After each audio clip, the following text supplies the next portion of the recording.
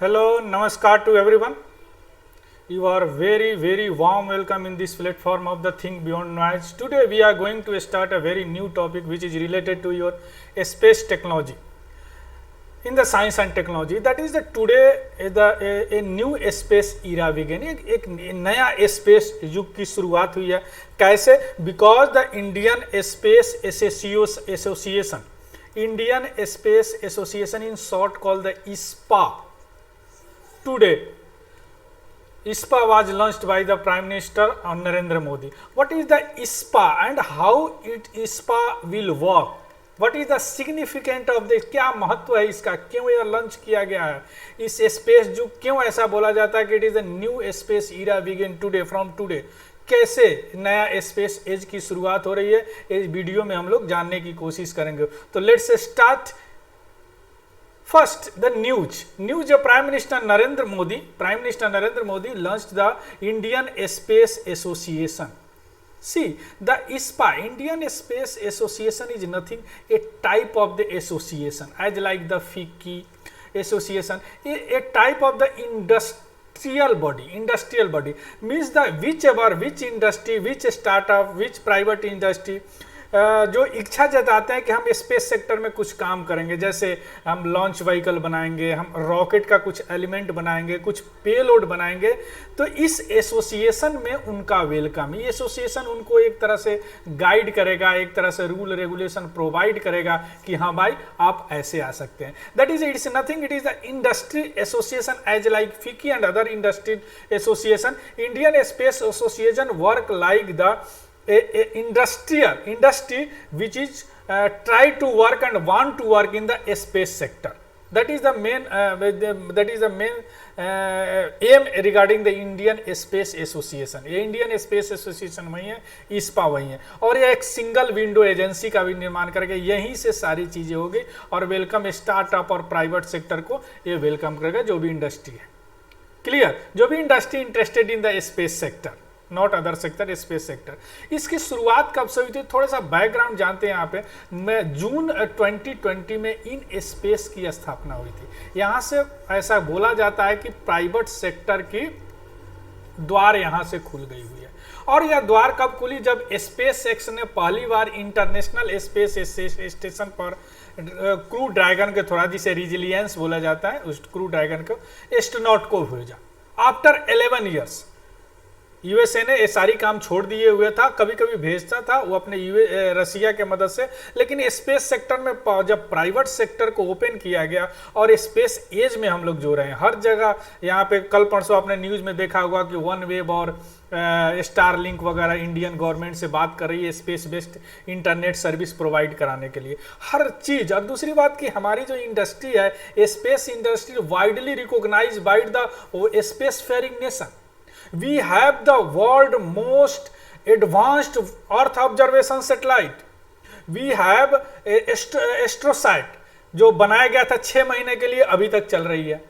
Chandrayaan 2 sorry, ये सारी चीजें हम लोग एक बार, मंगलयान जो मॉम की रचना की, मॉम हम लोगों ने भेजा 2014 में, वह मेडन अटेम्प्ट, एक बार में पहली बार उसे भेज दिया. तो दुनिया में सारी लोग हमारी स्पेस सेक्टर को लोहा मान रहे हैं.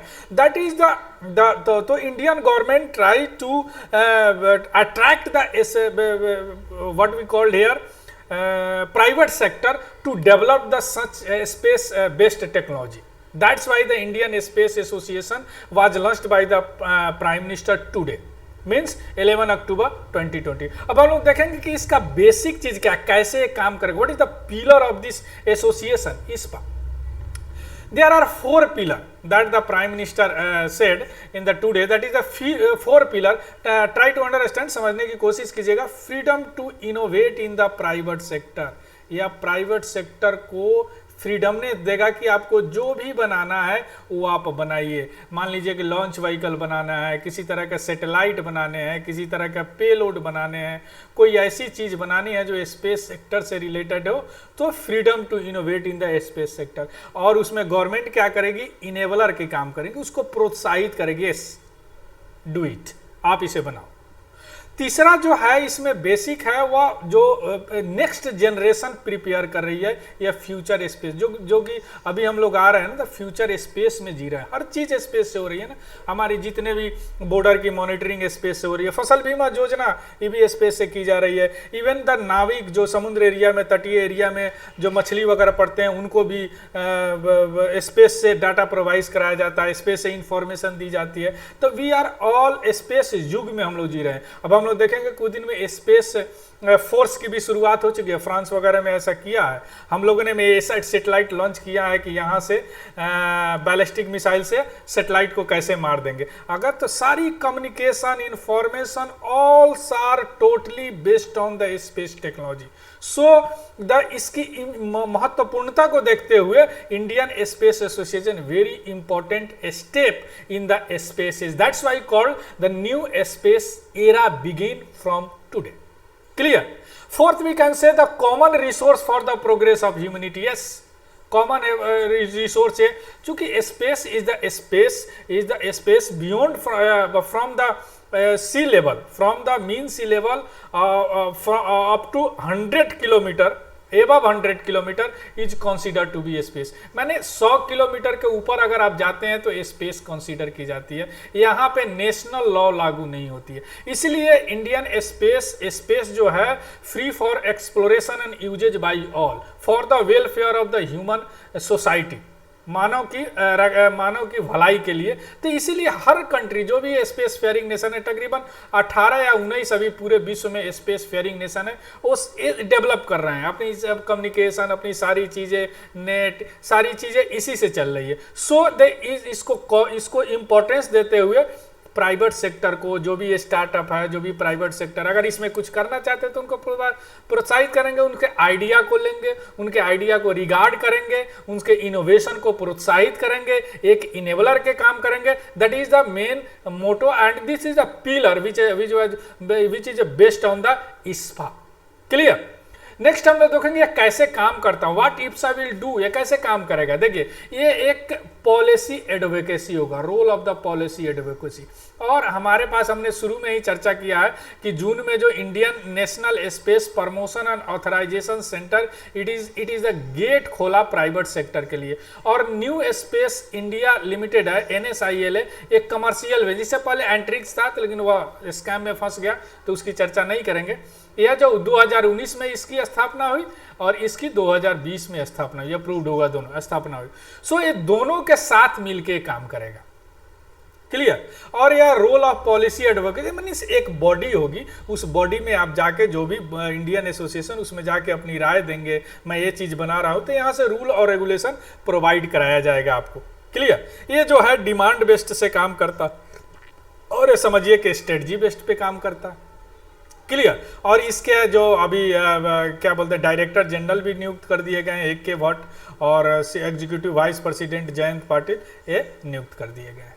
That is the main IPSA will do. इस तरह IPSA काम करेगा, ISPA काम करेगा, इंडियन स्पेस एसोसिएशन काम करेगा। क्लियर। अब हम लोग देखते हैं कि इसकी फाउंडिंग मेंबर कौन कौन है। फाउंडिंग मेंबर में कौन सा स्टार्टअप, और ये सारी जो है OneWeb क्या है, OneWeb एक सैटेलाइट नेटवर्क प्रोवाइड कराएगा, या एयरटेल और ब्रिटिश गवर्नमेंट मिलके इसकी स्थापना किया। इसमें एयरटेल का भी शेयर है, ब्रिटिश गवर्नमेंट का।